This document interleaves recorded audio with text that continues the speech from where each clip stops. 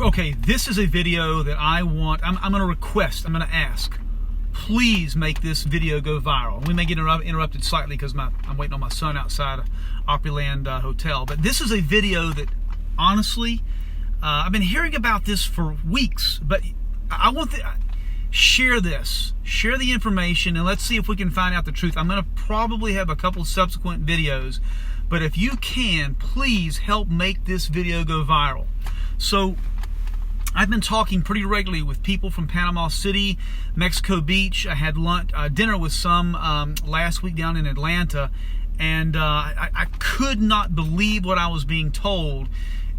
So share this. Let's find out the truth. Share this information. Share this video. If you can, make it go viral. So I just got off the phone not more than 20 minutes ago with a friend from Panama City. And he has been involved with EMS services for years. And what's happened is apparently a lot of information about Hurricane Michael has been repressed. And so I'm going to share with you what I know to be only the parts that I know to be factual. Okay, the other things I'll share with you very quickly, as right now is kind of suspect. But what I was told, by the way, I'm doing a Facebook Live. So what I was told is that one of the law enforcement guys that we know over in Mexico Beach said that there were over 400 body bags that had been used to collect bodies, and that they needed more. They had to get more than the 400, and that they were using several different medical examiners' offices to do DNA testing and bring in family members to do DNA testing to identify those people who passed away. Now, 400, that's not what the news is reporting at all. But I'm going to tell you why. I'm going to tell you what one family got back. Their aunt and uncle passed away over in Mexico Beach. And from what I was told, put on their death certificates was that it was called a suicide. Now, at first I went, suicide? I could not understand why anyone would do that. I mean, we obviously know if they passed away in Mexico Beach from the hurricane, we know what happened. It was drowning or wind damage or something like that. There's some insurance questions with regards to that too. But the answer that they got back from the coroner's office was if they chose to stay, they did not leave in light of the emergency, which honestly I think that would have been a good idea to leave. Some older people had a hard time. Apparently these people were in their 80s. If you have a hard time leaving, sometimes it's just easier to stay. They were not in a floodplain. They were not in a danger zone. It was not mandatory to leave where they were. But both of them died during the hurricane, and put on both of the coroner's reports that said that they died of suicide. Now, here's something else interesting.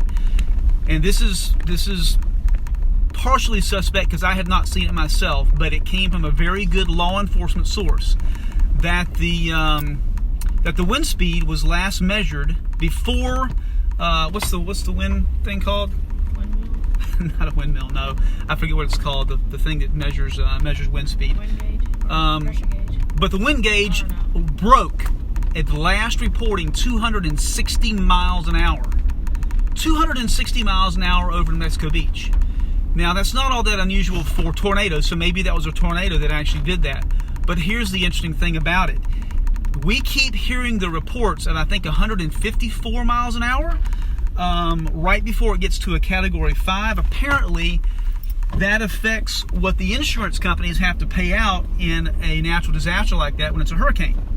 So, we're not hearing Category 5. We're seeing wind gauge reports in excess of 200 miles an hour on multiple things. This last report I got from law enforcement in the area said it was 260 miles an hour before the wind gauge was broken. It was completely broken by the storm. So,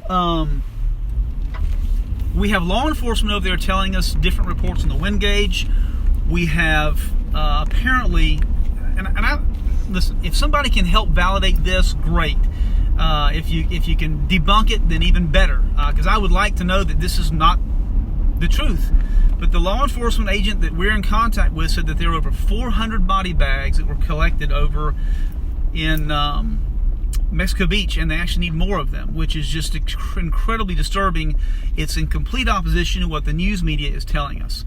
The categorization of the storm is much less than what, or was categorized much less than what we believe to be the truth over there. When you put some of these things together, you think, well, why would anyone do that? There are some insurance reasons. There are, if you look at land developers and you look at people who do or don't want to live on the coast, there's some questions about that as well. But I am extremely, extremely concerned that what we are getting back from all of this is some sort of collusion. I have friends in Panama City that I talk with on a regular basis. They can't get the insurance to pay out to them. They can't get calls back from insurance. The conversation again now 25-30 minutes ago was that some of the things that they're getting back or not getting help with from FEMA are almost a joke.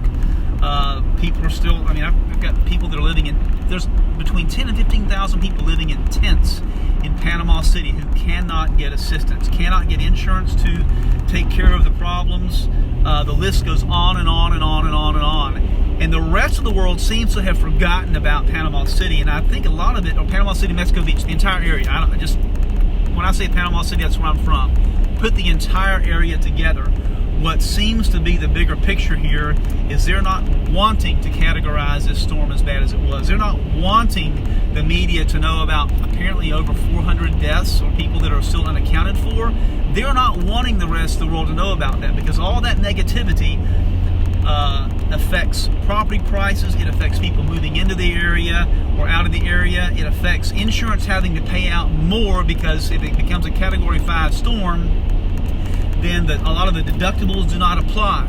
So, you know, I got to ask: is this collusion? Is this collusion?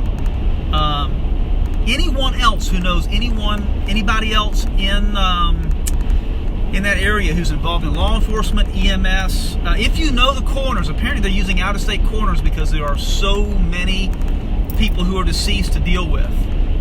If you know somebody else, or if you know somebody that can help with this story, let's start building some information here. I've got friends now that are saying they're going to leave Panama City in light of what's happened. They're going to leave Mexico Beach because of the corruption. Not even just the storm, but because of the corruption of what's happened. Panama City, Mexico Beach, we have not forgotten you. Our church just, how much money did our church raise? You heard it Sunday. I think they said they raised $16,000, and they're sending some things down there through Convoy of Hope, which is great. Thank you, Galen Davis, for doing that. Thank you, Cornerstone Nashville, for doing that. But there's more to this story. There's more than's being told. There's more than's getting out. You know, now we're on the California fires, so let's just see what happens. But please share this, get this information out. There's more to this than what we're being told.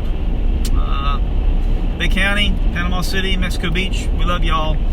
Sorry you've had to go through this.